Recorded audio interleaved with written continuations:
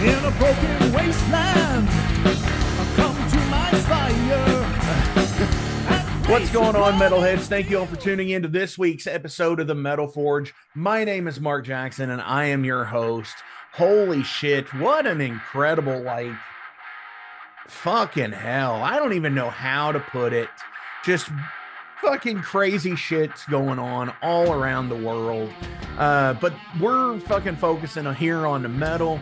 And as you can see, my guest this week is Mr. Ray Worth from the band Bask.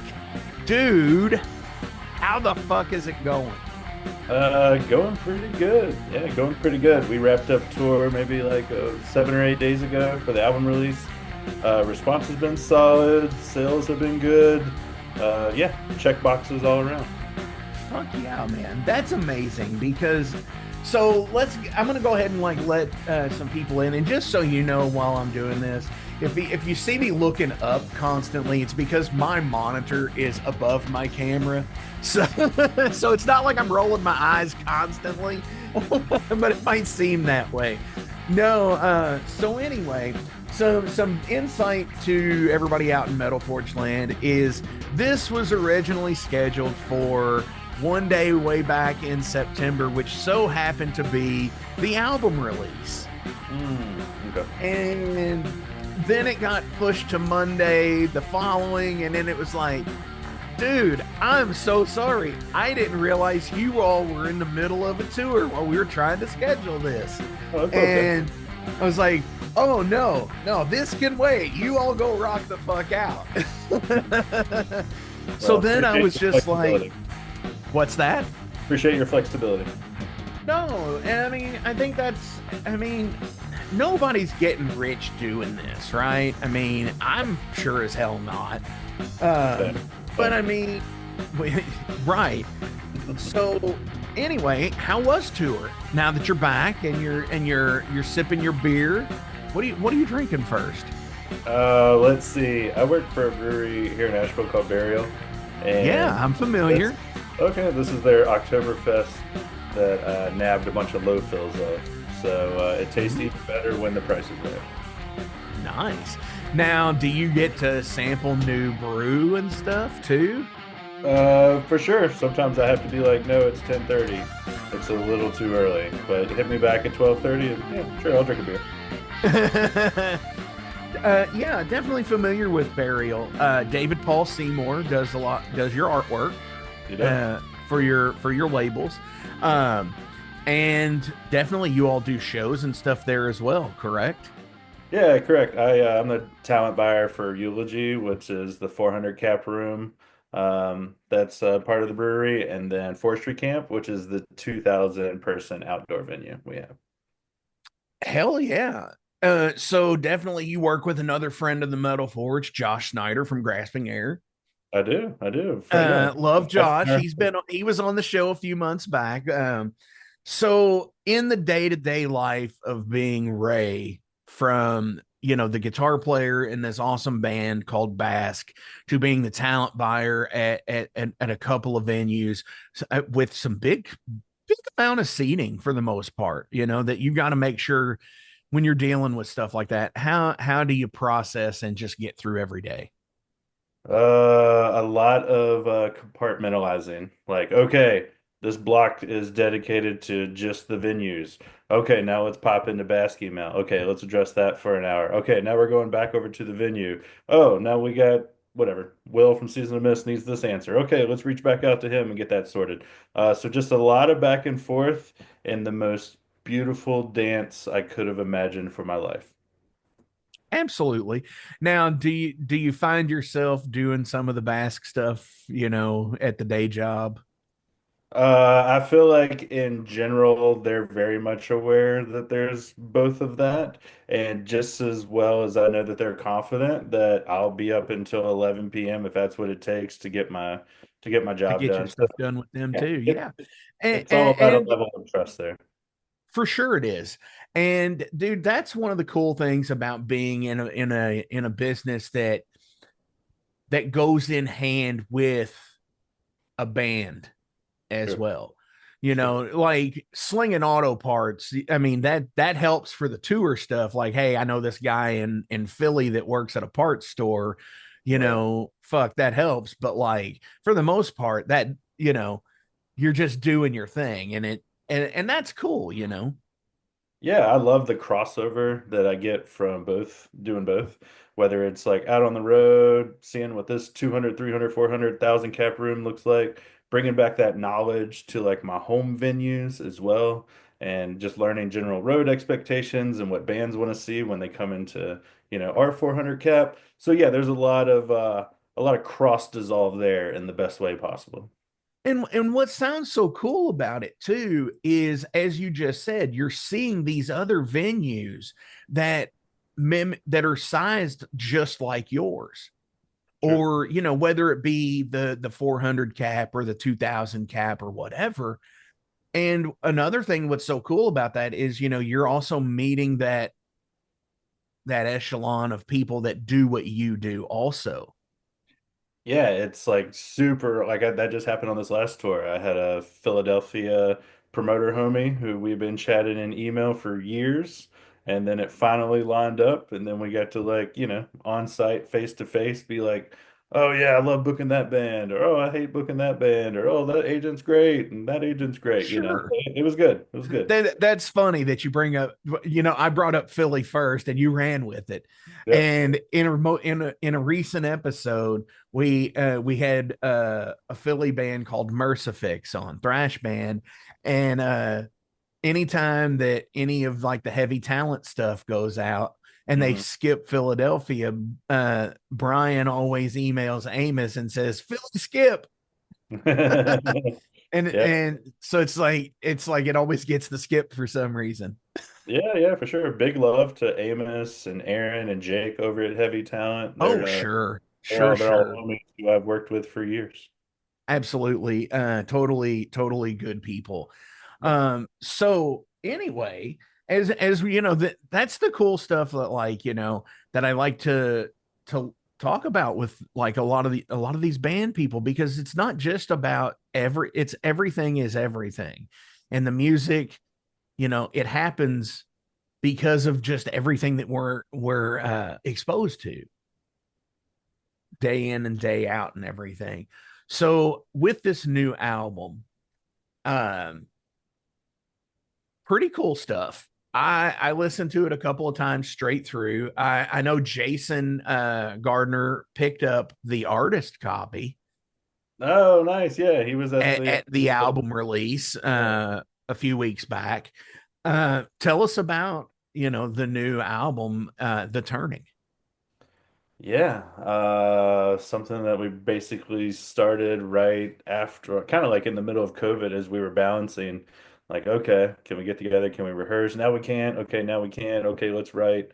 And so kind of started there and then slowly progressed into a full length that led into pre-production and then basically entered the studio summer of last year. And then right when we finished tracking is when Hurricane Helene hit. So then like right soon after that, as soon as everything was like accounted for and we were all solid, we started on the mixing and mastering process. So it feels really, really awesome. Super kind of like therapeutic in a way for it out, to be out in the world and to like, I was just telling a friend this week, like the album's out, the tour's done. I feel like 35% lighter in life in like the best way possible. So it feels really good to have that moment and have good response and like I said, good playback and good interest. It always not that we seek the validation, but it definitely doesn't hurt. Yeah, absolutely. Because, I think that's adulation is part of it, Yeah. and I'm no different, seeing somebody, that is really just like feeling it on, when they're on stage, whether it's me watching a band or me playing in a band and watching somebody out in, Mm. even if there's 12 people there, Yeah. because we all have those shows. Let's just say that. we all have the shows where there's 12 or 15 people because of time slot, or it just is a bomb show. And, that, I don't know, the fucking state finals of fucking the basketball are fucking A being million played, variables. A million and variables. a million things. Yeah. The new episode of Alien Earth, go watch it. This is not a plug, but it is. It's not a paid promotion, but it's cool shit. But no, like, I mean, even if in the least amount of people to the most amount of people, if somebody's enjoying it, I think that's rad as shit. So Yeah, for sure. We always say all the time in the van, we'd rather have 50 super passionate individuals in front of us than 500 uninterested assholes. oh So, yeah. you know. And it's funny because as we were talking about venues earlier, and you 500 uninterested people, there's a lot of those Live Nation venues out there that are that way. Unfortunately, I know ours is, Right. where it's and I hate that because it's just like, come on.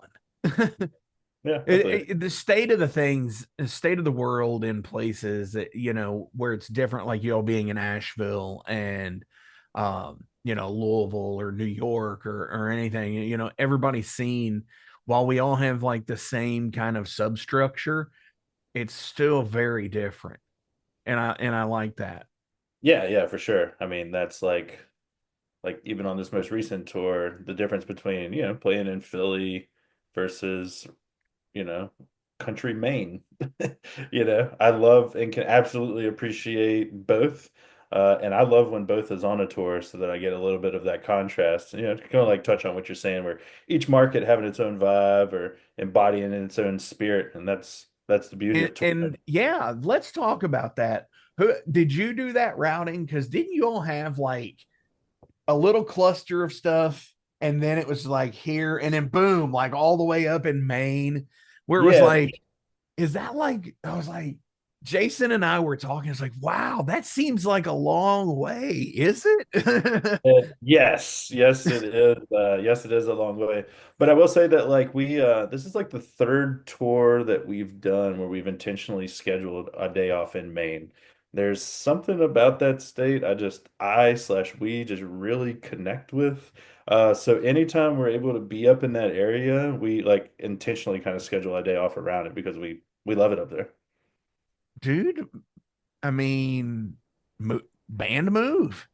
Oh, no, no, no. I'm not. For the record, I have 0% interest in living there. Way too damn cold for this southern bones. But I absolutely love visiting up there. I love it. So, Definitely, I get that. yeah. I mean, I live in the Louisville area, and we're usually good for a good healthy dumping of snow in about February.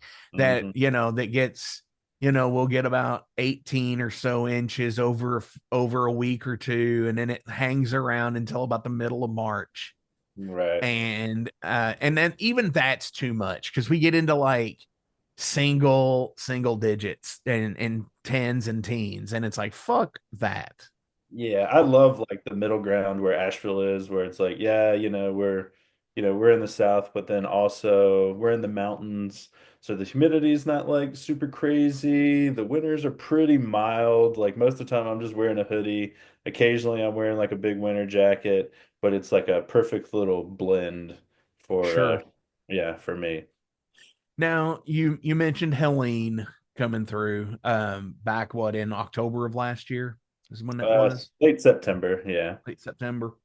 um Glad you all are still here and able to be doing this. Thank you. I appreciate it. Obviously, like I said, with Jason, a friend of mine down there, and the dudes in Temptations Wings Mhm. and whatnot, I've definitely got some band family down there and everything, and with Josh with Grasping Air and everybody else. So shout out to you all for for braving the storm. Thank you. Um were your losses, I mean, did you have much loss down there? I mean, I know a lot of people did. There were some that were, I know, that were out for like, hey, didn't have power for like 6 or 7 weeks or something or more. Yeah, I'll definitely like, preface with our losses with like how lucky I feel like we all got. That's for sure. But we did lose our practice space. All of our gear got flooded. Oh, We were supposed to fly to Europe 2 days after the storm hit. We had a member that was unaccounted for when the flight was supposed to happen, so we had to like cancel Europe, obviously. And but luckily he was all good. Oh, he just kind of had to like cut his way out of his house with a chainsaw, but finally was able to get in touch with him. So yeah, we're all good. We're all lucky, but it was definitely, without power. I know I didn't have power for like 8 or 9 days, but Asheville as a whole didn't have like water downtown for, sure. yeah, like almost like 2 or 3 months, I think. And I remember I always like I said this on a podcast recently too, where during that time I saw a sign in a real bathroom that said "Wash hands at own risk." You just like, Wow. yeah, I was like, I've never seen that sign, that type of sign before in my life, and here we are. Normally, it's the one that says employees must carve Slayer into forearm Exactly, exactly. before returning to work. Hmm. But uh, but you mentioned in Jason, that's crazy that you say you just had a baby on Monday because their EP release I went to this past Sunday. yes, for the release of Stormforged. Yeah, Yeah, yeah. So I literally just saw him on Sunday and we got to catch up and chit chat at the show before their set. So yeah, that's crazy that the next day he was, oh, babying it. absolutely. And yeah, I mean, shout out to him, Jason. I love you, brother. Everything's cool, man. We got this. Because I know as we're recording this, they're at the hospital, so Cool. just hanging out. So, but yeah, now back on you did the tour. You're back home. What's going on for the rest of 25? From a band perspective, we're working on about ready to announce some November dates that we'll do that may or may not actually be coming through your neck of the woods. I feel like Right I'll on. know. Yeah, I feel like I'll know that in like a day or two. I had that phone call yesterday. And then we'll be doing some other regional stuff in December, entertaining some more Florida stuff at the end of January. So just kind of trying to stay busy and kind of ride the wave from the new release. Sure. Now also in this amount of time with the album, you all I do want to hit this. You all actually have a full-time pedal steel player now. We do, yeah. Jed Willis is an official member now, multi-instrumentalist. He plays guitar, he plays mandolin, he plays banjo, he plays pedal steel, and we were just like, you know what? It's time to really lean into the roots of Bask, and we're like, all right, let's jump both feet in. And so we've been jamming with Jed for a couple of years now. He made a couple of guest appearances on the last record. Then Sure. it started taking him on tour. He was doing merch, and then we were like, yeah, we kind of love this guy. Let's let's invite him into the band. And so yeah, so that brings us to where we're at now, and we haven't been, yeah, we're super thrilled with it. And that's awesome because I love when a band puts something in that is a non-traditional aspect of like and what I mean, what can you say is traditional anyways? It's popular music, uh, even if it's not top 40, let's just say that. Right. That like you don't run across a lot of bands that have pedal steel in them. Right. But when you run across a band that does, like Yes does from time to time in things, Hmm. granted, completely, I mean, probably draw some influence of, but not necessarily the same genre. Right. As much as it is with like Pink Floyd with a lap steel For sure.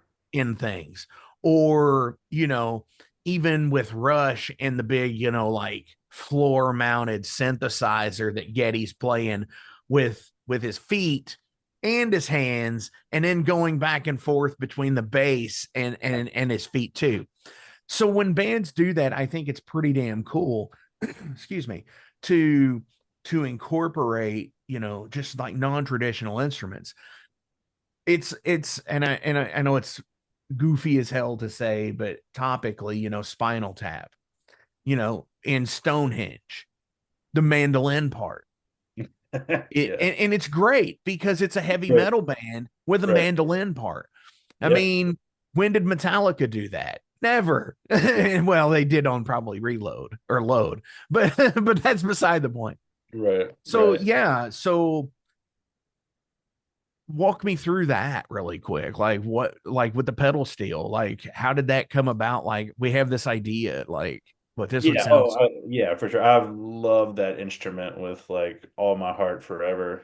Obviously kind of growing up a little bit like country boy, country and Mm-hmm. western bluegrass and whatnot. And then even like kind of my first time really hearing it incorporated in like a rock element was Red Sparrows, kind of just like instrumental post-rocky band, and I just fell in love with that too.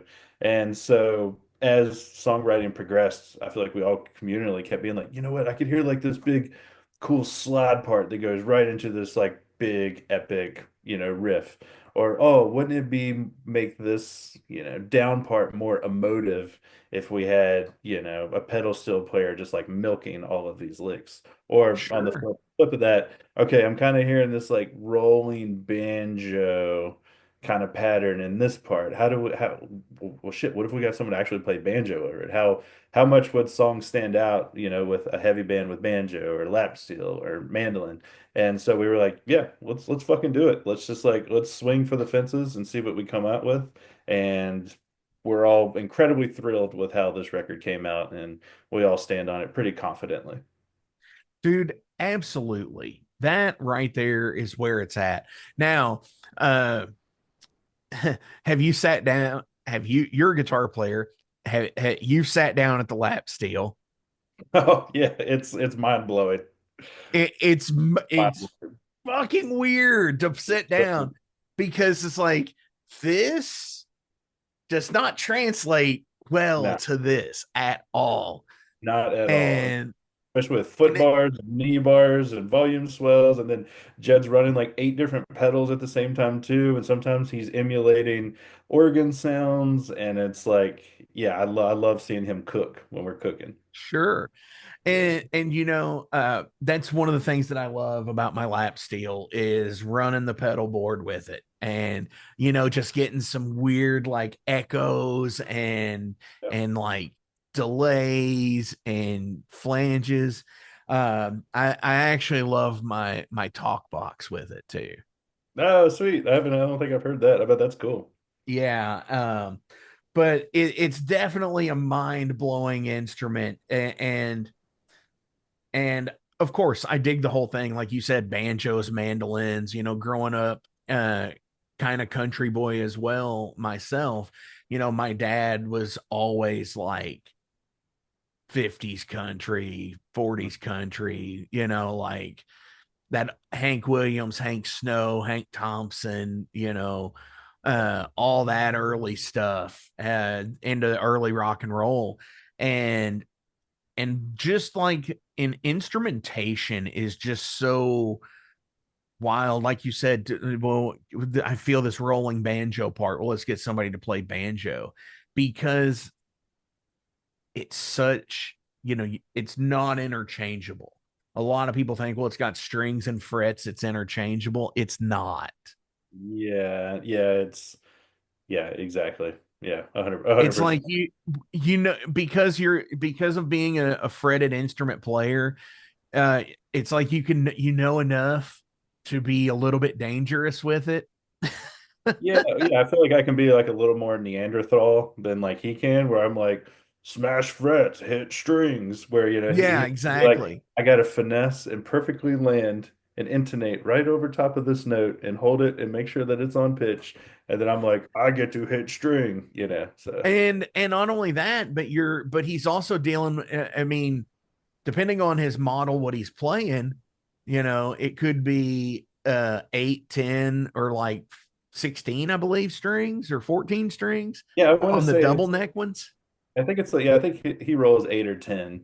Um, Sounds like we should have got him to do this interview. Now that I'm thinking about Ah, it. no, no, no. See, that's but I mean, you're the guy. You're the the mastermind, right? I think we all contribute our own parts and we all dress the skeleton together. That's great. And I love that. So anyway, let's go ahead and break into some general questions about you as a person. Obviously, well, before we do that, The Turning came out back on August 22nd.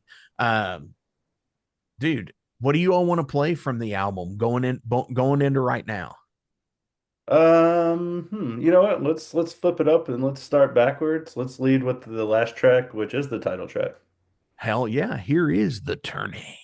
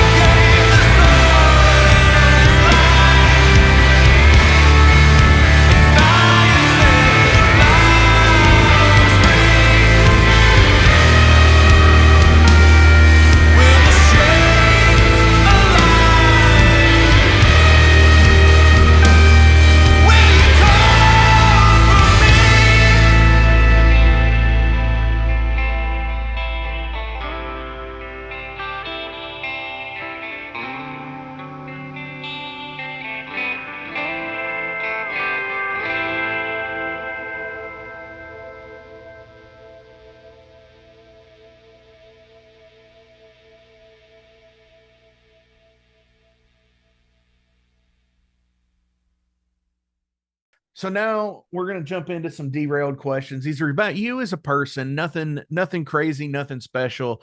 Fuck it. Let's just jump in the deep end. Um, what would you do if you know it was something you couldn't fail at? Oh man, I don't know. That's hard because I had this conversation recently too, where like One thing. I know. I'm going the long-winded version into this though. Is like I feel like that's important to have because like recently we had a conversation about like stage anxiety and how there's a part of me that obviously I get a little nervous about it sometimes, but another part Sure. of me loves how that's there because it means that I'm challenging myself. So would I feel that way? Would it be a challenge? Would I be excited if I didn't know I couldn't fail at it? I don't know. But let's say if I got to pick, if you put me on the spot, if I can't fail at it, um, maybe, maybe, yeah, I don't know. Maybe being able to like full time, be able to comfortably make a living off of being creative full time, which I'm pretty close at, which feels really good. Sure. But if I could, a few more steps, and that might be there. So That's amazing. And honestly, I've always thought that promoting is where the real money end is in the music business if you're looking at it in a business sense, because yeah, artists get paid because they're that's their asking price, especially when you're booking like a 2000 cap for that person, or 400 cap, because that's a lot of people too. um but like I would, if it's something that I knew that I couldn't fail at, it would be being a promoter. yeah, yeah, Just having banger show after banger show after banger show. I yeah, think I could live with that. And yeah, and again, and it's not because of the monetary aspect. I think it's because it's more of the adulation aspect too, like we got into earlier. Because it's like if you have banger show, it's like, dude, you got to go to these shows. They're always awesome, And there's been times of where I've had that experience with places where they yeah, just get banger shows after banger shows. And yeah. so hell yeah, it's That's a it's good one. almost the same idea. Yeah, no, for sure. That's a good one. I found that there's like few things that make me happiest than standing in the back of a sold out showroom, knowing that I did my part in facilitating these moments that are changing someone's life in the crowd, and or being on stage and seeing someone Yes. sing your lyrics, or to like know your guitar solo, or to like announce a song and they scream because they've been wanting to see that song for years. There's little that I found that is like more rewarding than that. Oh, for sure. No, I totally agree with that. I had one of those experiences at Legions of Metal a couple of years ago. No, I didn't book that show. Uh, my band was playing at it, but it was the moment of being in a band and being a promoter, and just everything coming full circle. Hmm. It's almost like I had a religious experience, or what the closest approximation to what I would refer to one as. Yeah, like a good example for me is I've been chasing like I'm in Raw for years. Like I don't know, from band from Belgium. Anyways, I'm kind of obsessed Sure. with them, and I've been chasing them for years. Nothing aligned, and I finally got the email to bring them into like my room. And I remember while they were playing like Solitary Rain, I like cried in the middle of the floor like a baby, and that's the shit that's like worth living for, Like Yeah. those are beautiful moments, and if anything, reiterates how vital music is in my life and others. Oh, for sure. Absolutely. If you had a magic stick, what are the three things that you would change in the world? Oh man, I don't know. Yeah, let's rule out some homelessness. Let's rule out some poverty, and then maybe there's some sort of weird structure where music is free. I don't know what that looks like logistically, but let's do that. Boom, hell yeah. I would go along with all of those as well. No poverty, no homelessness. Yeah. I mean, music's art to me. I mean, music is a freeing experience to me. But yeah, like the whole attached monetary value to like the thing, like Spotify streams and all that shit. Oh yeah, yeah. Dump that That's shit. important. Yeah, yeah. Dump that. Yep. Yeah. Yeah, but maybe, instead of spending a bunch of money on bombs and stuff, maybe we spend it on monetizing, concerts for free public concerts or something, Yeah. Let's You put it know, the back. arts. And that's another thing that's like so fucking crazy. It's like there's so many arts in schools, like so many music programs that are being cut because of lack of funding now. Yeah, exactly. And And it especially, almost feels like that's always been a thing that's went on during my life, but yeah, well, you and I grew up in a country that doesn't value the arts like, say, maybe Europe would. exactly. That's where we choose to live. Yeah. Uh, what's the most disgusting thing you've ever had in your mouth? Honestly, I think I ate rectum with doo-doo in it in Thailand once. So that would Ugh. everything biologically in me said, get this out of your mouth. So that's probably, yeah, probably poo-poo. Yeah. Ugh. Ouch. Yeah, yeah. Yeah. Corned beef hash, probably. Oh, well, that's light compared to what mine. Yeah, no. I mean, obviously dirt. Uh, Dirt. But yeah, I mean, what about nasty shit though? You never I tried anything mean, super nasty? huh? You tried anything super nasty? No. Yeah. All right. I was at a restaurant It's this like you past week, ever seen Clerks too? forever ago. You know, there's the whole the ass to mouth thing. I mean, Yeah, I did a version of that in Thailand, I guess, is what you're saying. But no, even like this past weekend was at a restaurant and there was something on the menu that was um, chilled almond and crab and garlic and grape soup. And I was like, that sounds disgusting. I need to try that. And I did, and it was disgusting. really? No, no thanks. What book have you read multiple times? Oh God, I'm not a reader. Like Okay. I'll be the first to admit that my like wife makes fun of me all the time because I can like, I read like Where the Red Fern Grows in like third grade. Uh and that's that's what sticks out to me. I love hound dogs, so there we are. Where the Red Fern Right, Grows. right, right. No, absolutely. No, okay. So being if not being a reader or anything like that, cool. No, no thing in that. But like, okay, so is there like an album that you constantly go back to or a movie or something that you constantly go back to?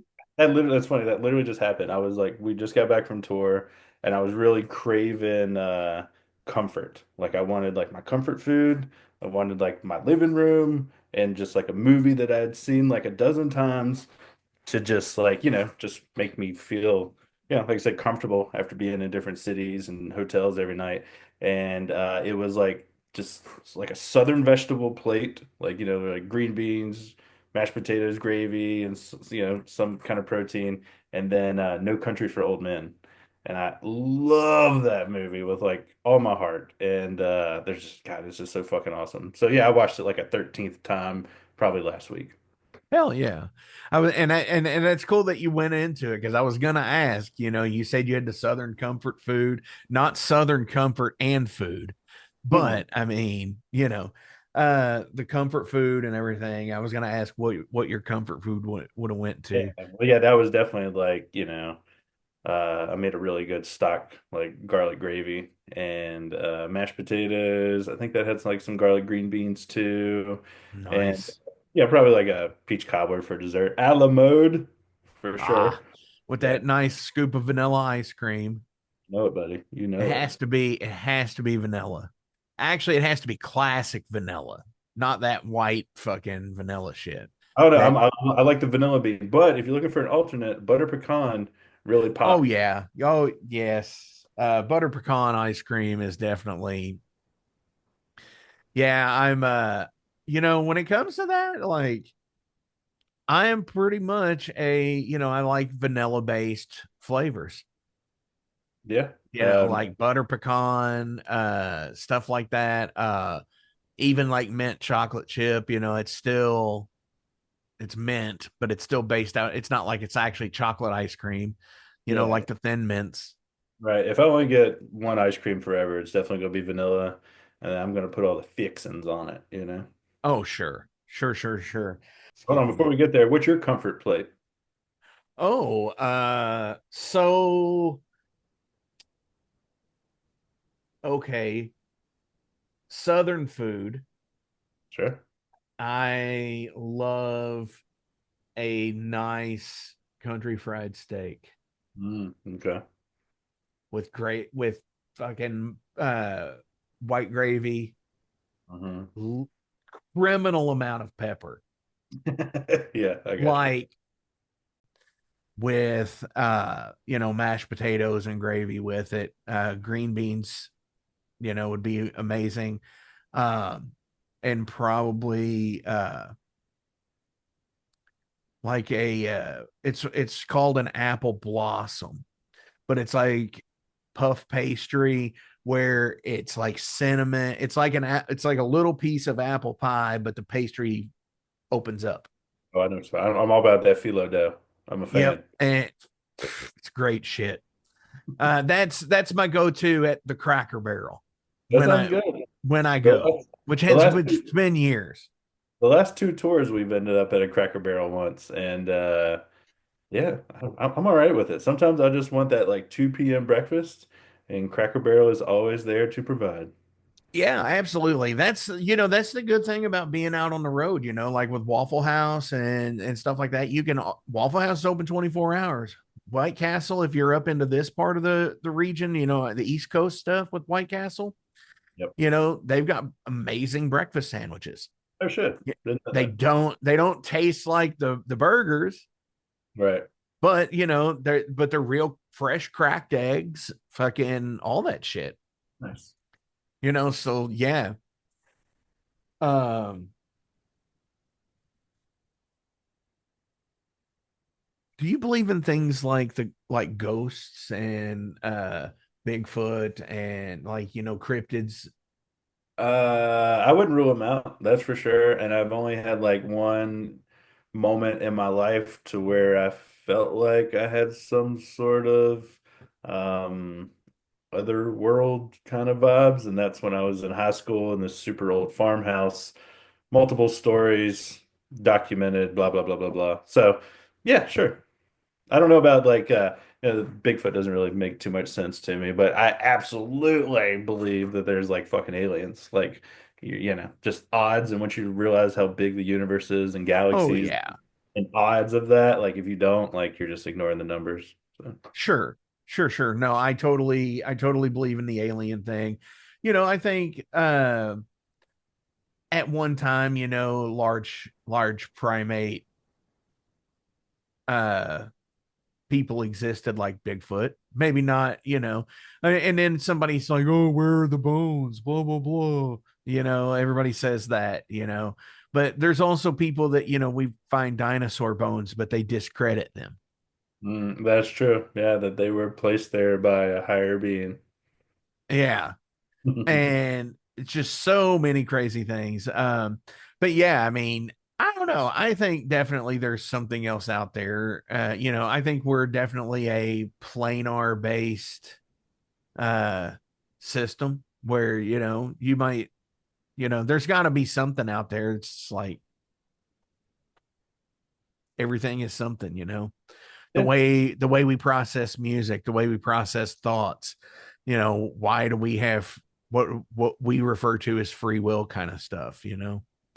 whereas animals like dogs and well, cats kind of have free will, but Yeah, little dickheads. yeah, they are. Mine aren't in here right now. But they may, if you watch last week's episode with Drugula, you get to meet Georgia on screen yet again because they had an all white cat too, Oh yeah, named Mr. Bojangles. So, Mr. Bojangles. which is a great song too. I love some Jim Croce. Yeah, I have. Like, what's your, outside of rock and metal, what's your go-to? What's your comfort? I'm going to put this on to chill out music. Oh, like a ton of like instrumental post rock, whether that be like Explosions in the Sky or Mogwai or stuff like that. And then like a ton of country, whether that be like more 70s outlaw country or even like some certain 90s pop country kind of hits me in like the nostalgia way. You could You say Garth Brooks and Tim McGraw. I know who you're talking. Dude, like absolutely. My grandpa used to pick me up in his old like Ford truck blaring that first Tim McGraw record. So every time I hear it, I'm Yeah. Don't teleported take back. the girl. Come on, Dude, man. that's a I fucking know. like I was in that era. yeah, dude. I heard that like maybe like 4 months ago, and I was like, God, no wonder. Like this is such a tearjerker. It's such a good song. It, So and as much as crazy as that is, what's so funny too is like, you know, it's so tear jerking, sad with the subject matter, but then you have the absolute ridiculousness of something like Indian Outlaw. yeah, exactly. On the Just same not album. even the chorus like that. Yeah, on the same album. Not even just Oh, that, but just like the whole thing is just something or else. or let's not call this song refried beans. Let's call it refried dreams. And you're like, that's cheeseball as hell. Yeah, for It's sure. there. Yeah. And no, there's when I go to ice house practice, um what my typical thing of what I do is I listen to the songs for the set on the way up because I got a 2 hour drive. Yeah. And then after I've done that and practiced, the bass parts on the steering wheel, Hmm. uh I I end up putting on like classic country. And Hmm. I always sit there and I'll see if it'll do it right now because I don't know if you'll be able to hear it or not, but it's funny because I'll say, "Hey Siri, play that one Kitty Wells song." She ain't gonna do it. Good, good. She knows I'm actually in a meeting right now. Uh, but it wasn't God that made Honky Tonk Angels. Um, so yeah, I totally do the same thing, or it's like play the Statler Brothers greatest hits. Yeah, it's funny. Like Spotify here recently, was like, it's Saturday night. Would you like to put on your like 90s country playlist? And I was like, wait, how does Spotify know that I'm getting drunk at midnight on every Saturday night? And then it knows that that's when I'm sliding into country is when we're hella wasted. So yeah, good job, Spotify. You know about my drinking patterns. So No shit. That's so fucking funny. yeah. Dude, Ray, this has been awesome. I'm not gonna take up any more of your night. Let you get to your awesome stuff that's going on. Um, do you have anything else you'd like to promote or anybody you'd like to give shout outs to today? Oh, just everyone over at Season of Mist for backing the record, Josh at Tone Deaf for booking tours, all of my boys in the band for, trucking along for 10 plus years and releasing album after album. Yeah, I definitely love everyone in that circle. Josh Robbins and Charlotte for handling all of our marketing and whatnot. And yeah, lastly, you for being so persistent on nailing down this interview. Really appreciate. You make me sound like a stalker. Come on. No, no, no, no. I'm saying that in the most appreciative way possible. Of dude, no, I mean, Yeah. hey, everybody's got things, and I'm no different. I got things, but hey, this is ultimately, this is a pastime. I love doing this show. I've been doing it for 6.5 years now, and it's cool because I get to meet people like you, and possibly get to see you coming to my town or helping book you in my town or my band playing in yours, That's you exactly know, exactly. I and love and that. and, it, That's and it's community. all a big, and I said in my band, my thrash band Overload's live show for years, whether it's speed, thrash, punk, death metal, or whatever, new wave of traditional heavy metal, we're all one big metal family. For sure. And I think that that's like what's kept me, you know, for like ever since I was like 14 or 15 and probably started a band and then realized like, oh, the metal community are so welcoming and loving. And honestly, I've had this happen that no matter where I'm at in the world, I can be like, oh, hey, that dude wearing the whatever metal band t-shirt wearing the leather jacket. Hey, I'm in a situation. Can you call a cab for me? I don't know the language or something. And they literally will like facilitate all that. And then while the cab is coming, we'll talk about our favorite bands. And it's like Sure. that's literally a true story.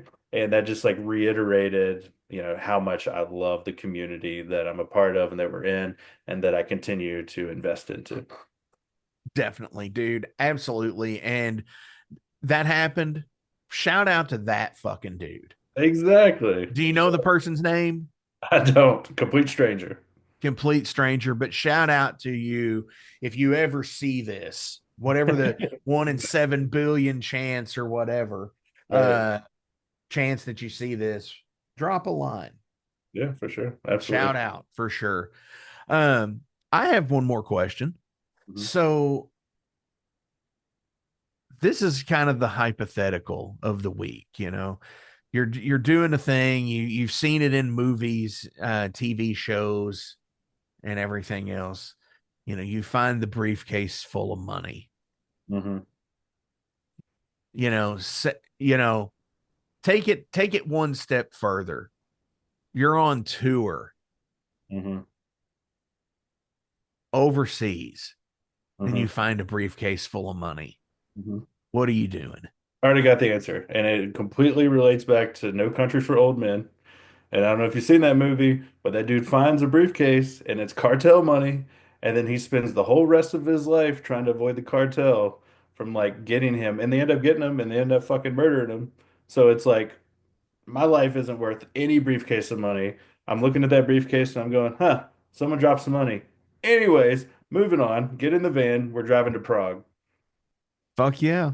I get that. Yeah, it's like, cartel money. That's the thing that you Yeah, obviously, dude, I'm- one of my favorite films is A Simple Plan. hmm. I don't know that one. And it's Bill Paxton, Billy Bob Thornton, and I believe it's Jane not Jane Fonda, Bridget Fonda. Hmm.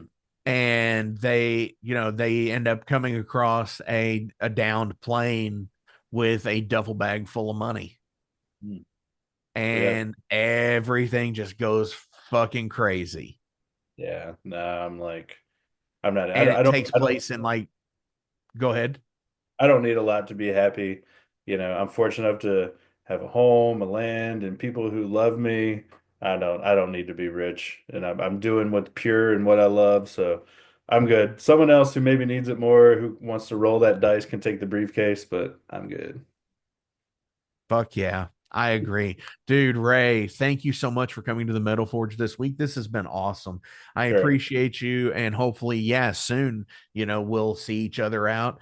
We'll have a nice beer together and do the thing, man. Play I would love shows, that. play metal. Yeah, stay in touch. I know, like, I feel like I'll know in like a week or so if there's a Louisville date on it, and if so, would love to comp you, meet you, drink a Oh, beer, hell. slide you a record or something for this. So thank you for your time. Oh, no, thank you, man. On our way out today, what are we gonna play? What Let's are go what are ahead. we gonna show people? You have couple music videos, Yeah. right? Let's do The Traveler. That actually just won an award last night at a local music video thing for best costume and design. Pretty cool fact. Ooh. So yeah, so let's end it with The Traveler. Hell yeah, you heard him. The Traveler. Yeah.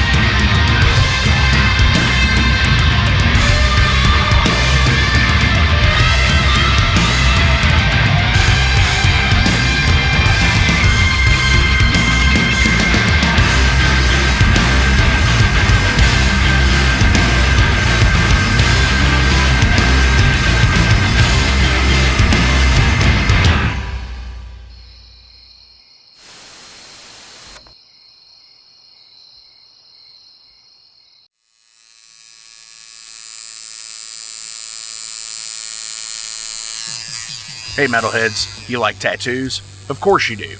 If you're in the Louisville, Kentucky area, come on over the bridge to Clarksville, Indiana, and get you some ink done at Ageless Art.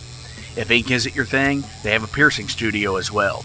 Visit agelessartclarksville.com to see some frequently asked questions, meet the staff. The shop is open Monday through Thursday, 12 to 8 p.m., Saturdays, 12 to 10 p.m., and Sundays, 12 to 6 p.m., all appointment-only spots. You can set up your appointments by phone at 812-283-1793 or email agelessarttattoooandpiercing@gmail.com and someone will get you set up for your first or your next tattoo or piercing.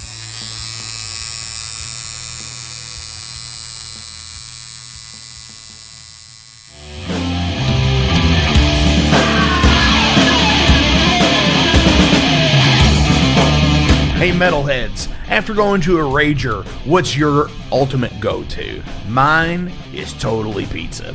So when Overload is playing or I'm promoting the Metal Forge live showcases or the big goddamn metal show, I go to Pizza Donisi. Pizza Donisi is gourmet artisan pizza from right here in Louisville, Kentucky. It features things like the pizza of the month, the sandwiches, and also vegetarian and vegan options, which is so totally fucking cool for all of it's awesome pizza. You definitely want to go. Hey, and also from time to time they do cannolis. Oh, so fucking good. You know what they said, man? Leave the gun, take the cannoli. Yeah, just like that in Godfather. They're located right next to the Mag Bar at 1396 South 2nd Street. So either stop in or call in at 502-213-0488. They're open till midnight. The witching hour.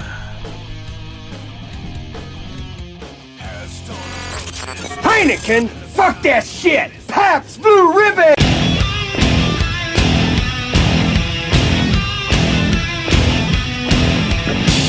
Hey metalheads, you all hear me talk about Mag Bar all the time. It is the home to the Metal Forge live showcases and is an integral stop in the ultimate underground metal tour schedule.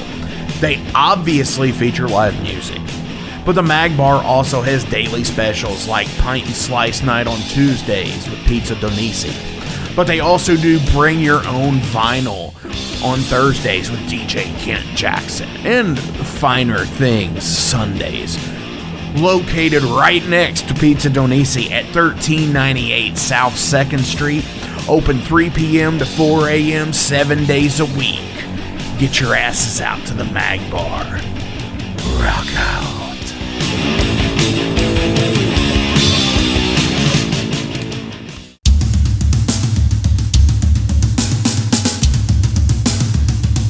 For 45 years and keeping Louisville weird, Electric Ladyland has been there for all your eccentricities.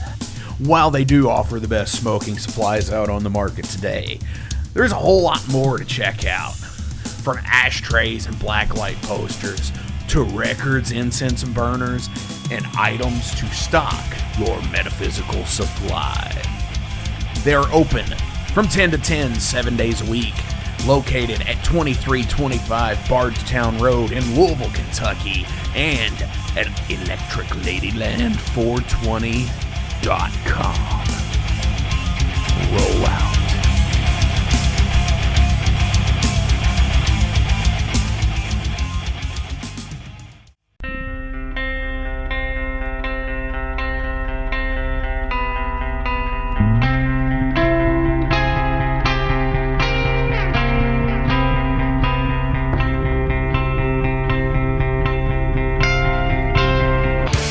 In 2017, one man's vision and passion for all things metal started out as a record store in his house.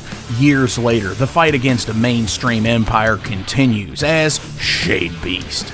An independent metal collective and online store based in Athens, Georgia, is the world's premier heavy metal brand for music heads that value authenticity over the mainstream acceptance. Featuring original t-shirts from some of the best underground artists, as well as stickers, posters from the Shade Beast Presents concert series. Unique, one-of-a-kind collectibles and small curated selection of vinyl and cassettes from the masters old and new. Visit shadebeast.com and enter promo code SithLord for free domestic shipping on your first order, whether you're a new customer or returning. And be sure to join the Shade Beast social groups on Facebook and the interwebs to keep up with the new release announcements and talk all things metal and Star Wars. You'll never find a more wretched hive of scum and filth.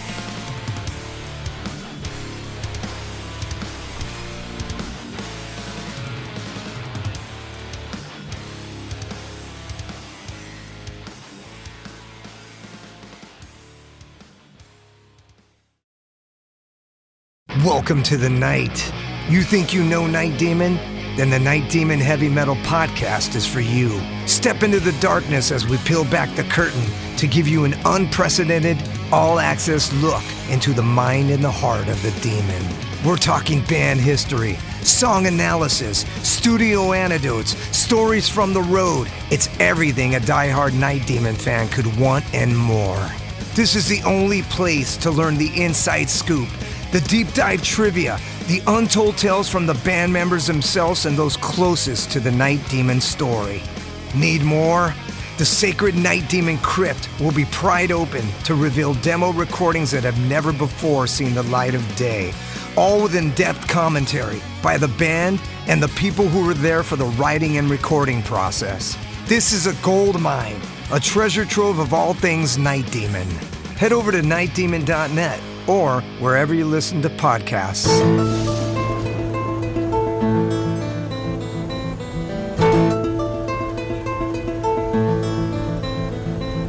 Since 2013, there has been a calling from the underground, from the graves of all those unholy, and they decided to make a zine to talk about all of this. Soul Grinder Zine! An independent metal zine to keep you informed on all things metal and horror from the underground. Available in both print and digital formats, they're bringing you the best interviews and reviews out there today. Not only do they do the zine, but they also do compilation CDs. Check them out at facebook.com/soulgrinder.zine and start your subscription now.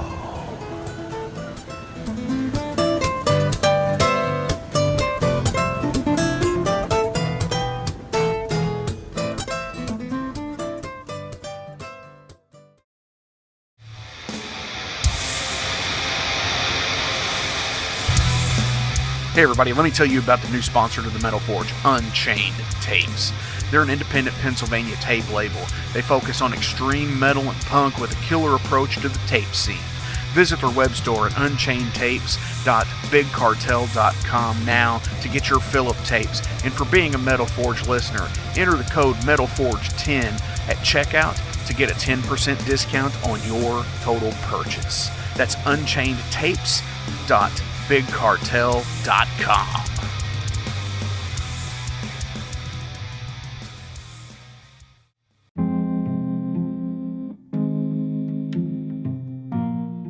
What's up, Metal Forge fans? This is Alan Bishop, the alchemist of Indiana's Black Forest and head distiller at Spirits of French Lick. Do you find yourself drawn to the unexplained, fascinated by the Fortean, or enchanted by the paranormal? If the things that go bump in the night resonate in your mind, then tune into my brand new podcast, If You Have Ghosts, You Have Everything. Featuring first-hand accounts, collected stories, interviews, history, and speculation related to all things not of this world.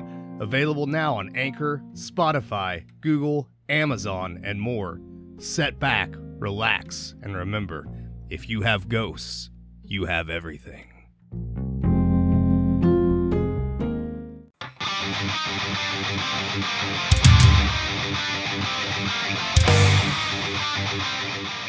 Hey, let me tell you guys about Mercenary Press. They're an independent London label and distributor of all things metal. Mercenary Press delivers the goods from their own independent zine. Trust me, you're going to want to get in on that. To distributing various bands from all over the world, including Cramp from Spain and Sadistic Force from Texas. Visit mercenarypress.bigcartel.com to find out what all they have in stock and what you can order. And for Metal Forge listeners, enter code MetalForge10 to receive a discount on your total purchase at mercenarypress.bigcartel.com. Check it out now.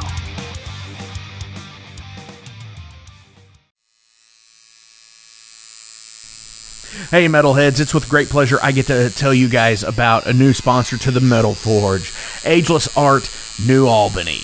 After 20 years of owning and operating Ageless Art in Clarksville, Indiana, Phil Garrett had a vision for a new type of tattoo studio. Something that is clean and modern, sleek, refined, inviting. And he's done just that with Ageless Art in New Albany. You can find it at 2736 Charlestown Road, New Albany, Indiana, 47150. Business hours are Monday through Saturday, 11 a.m. to 7 p.m. Sundays are 12 to 6. All sessions are appointment only, so give them a call and go get you some new ink. Or if it's your first time, go get your first one, baby. In a broken wasteland, come to my fire and place your blood and steel upon